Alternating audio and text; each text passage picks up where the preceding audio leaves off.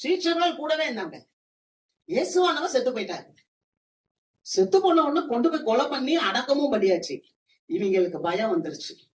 இயேசு நம்மளை விட்டு போயிட்டார், நம்ம என்ன பண்ணணும்? வேலை பார்க்க போவோம் அப்படின்னு ஒரு 7 பேர் போயிட்டான். விட்டுட்டு வந்த வேலைக்கு எதை விட்டுட்டு ஆண்டவர்கிட்ட வந்தானோ அதே பழைய தொழிலுக்கு போவோம்னு போயிட்டான். ராத்திரி பூரா மீன் பிடிக்கிறான். எல்லாமே மீனவன். இயேசுவானவரோட இருந்தவன் மீனவன். மீன் பிடிக்கிற மீனே கிடைக்கல. காலங்காத்தால பாக்குறான். இயேசுவானவர் அப்படியே உயிர்த்தெழுந்த வந்து அந்த திபேரியா கடற்கரையில நிக்கிறார். அப்படியே கற்பனையில வாங்க, என் கூடயே வாங்க. அப்படியே நிக்கிறாரு. பார்த்தாங்க, ஐயோ இயேசு. ஏசாப்ப பார்த்தாரு. பிள்ளைகளே அவன் வருத்தப்படுதுங்க, புசிக்க ஏதாவது இருக்கா? ஏன்னா அதுகிட்டதான் ஒண்ணுமே இல்லையே. விசாரிக்கிறார், ஏதாவது இருக்காயா?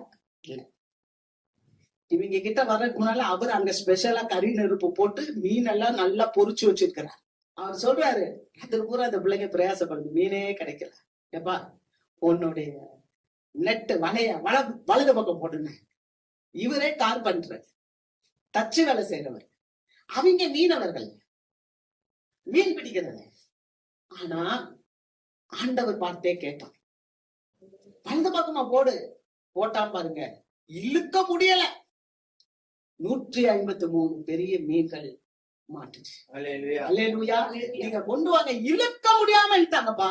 கர்த்தர் மேல நம்பிக்கை வைக்கிற புள்ள கர்த்தருடைய வார்த்தைக்கு செவி கொடுக்கும், கர்த்தருடைய வார்த்தையை கேட்கும். கர்த்தருடைய வார்த்தையை கேட்டு அது காரியத்தை செயல்படுத்தும் போது உங்களால டைஜஸ்ட் பண்ண முடியாது. அந்த அளவுக்கு தேவன் உங்களை உயர்த்துவா.